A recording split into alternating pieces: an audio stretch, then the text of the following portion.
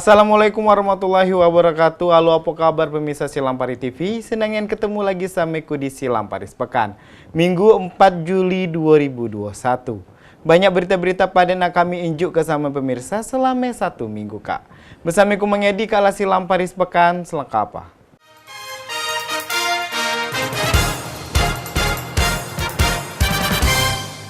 Kita langsung ke berita yang pertama, pemirsa. Informasi heboh di masyarakat. Taman Kurma diduga sekarang dijadi ke oknum remaja tempat mesum. Sampai-sampai warga kota berslogan Sebiduk Semare ini merasa resah dan sangat tidak pantas. Kondisi ini jadi perhatian pihak Polres Lubuk Linggau. Kabar tak sedap itu cepat direspon untuk membantu pemerintah daerah melakukan pengamanan. Kapolres Lubuk Linggau AKBP Nuryono langsung menginstruksikan Polsek Lubuk Linggau Barat melakukan patroli di kawasan tersebut. Kapolres menyebutkan pihaknya minta Polsek Lubuk Linggau Barat melakukan patroli rutin dan memantau di seputar kawasan itu, sebab kawasan tersebut bisa dimanfaatkan untuk tempat berolahraga bersantai, tetapi tidak untuk berbuat hal-hal yang tidak baik. Kapolres juga mengingatkan masyarakat untuk menjaga lokasi itu bila sampai ada yang tertangkap melakukan perbuatan yang tidak baik, mesum, bisa dipastikan yang bersangkutan akan diproses secara hukum. Sebelumnya, Sekda Lubuk Linggau, Haji Rahman Sahni menegaskan, menyikapi informasi itu akan dilakukan peningkatan pengamanan. Jika sebelumnya petugas hanya fokus pada penjagaan pintu masuk, maka sebagai langkah antisipasi, petugas diminta untuk melakukan patroli.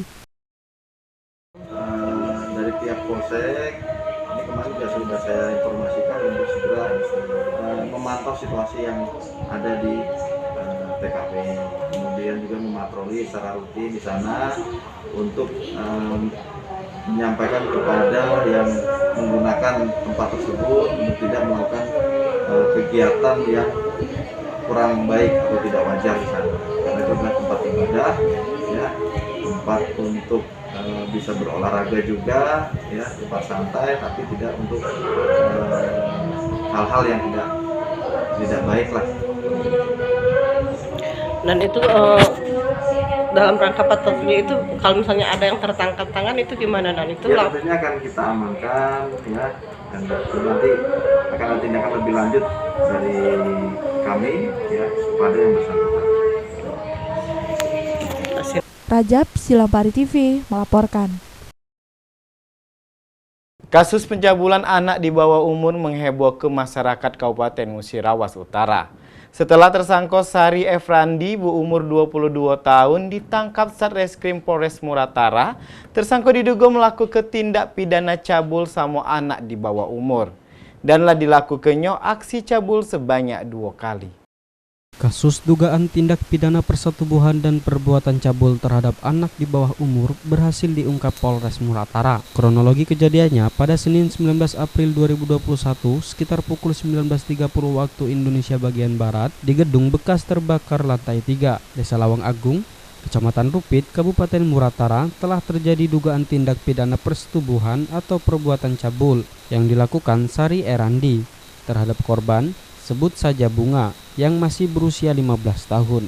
Terungkap jika tersangka merupakan pacar korban dan mengajak korban untuk melakukan persetubuhan atau perbuatan cabul dengan memakai bujuk rayu dan janji akan bertanggung jawab untuk menikahi korban. Korban pun menuruti kemauan pelaku dan melakukannya sebanyak 2 kali. Selanjutnya, pelapor selaku orang tua korban merasa tidak senang setelah mengetahui hal itu dan melaporkan ke Polres Muratara untuk menuntut perbuatan tersangka sesuai hukum yang berlaku.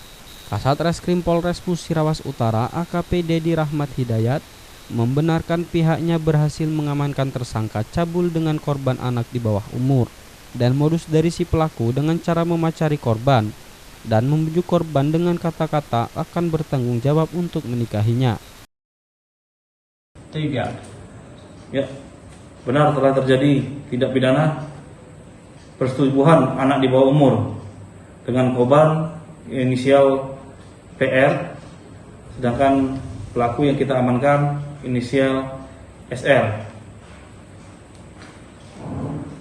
Adapun modus operandi yang dilakukan oleh pelaku terhadap anak di bawah umur, yaitu korban merupakan pacar dari pelaku dengan diiming-imingi dan bujuk rayu bahwa korban akan dinikahi, maka diajak oleh pelaku untuk bersetubuh. Atas pengakuan korban, pelaku telah melakukan perbuatannya sebanyak 2 kali. Namun orang tua korban merasa tidak senang dan melaporkan kepada pihak Polres. Rajab, Silampari TV melaporkan.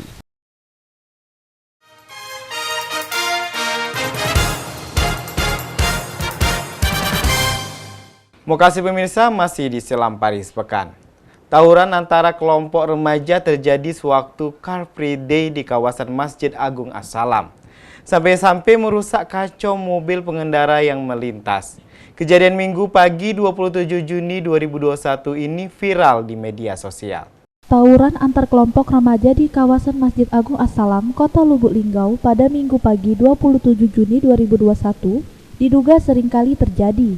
Dari video yang beredar di media sosial Facebook, pengendara mobil merekam detik-detik terjadinya tawuran. Dan yang sangat disayangkan, tawuran itu merusak kaca mobil milik pengendara yang belum diketahui namanya. Selain itu, di kawasan Masjid Agung As-Salam sudah sering terjadi tawuran antar kelompok. Bahkan kedua kelompok tersebut tidak segan-segan merusak kendaraan yang melintas di kawasan itu. Berdasarkan informasi dari sosial media milik Info Lubuk Linggau, kaca mobil pecah milik pengendara diduga terkena lemparan batu. Dan kronologi kejadian saat korban sedang mencari sarapan pada hari Minggu melewati Taman Kurma menuju Pasar Impres. Tiba-tiba batu berjatuhan mengenai kaca mobil bagian depan. Menurut korban, batu tersebut diduga berasal dari remaja yang tawuran.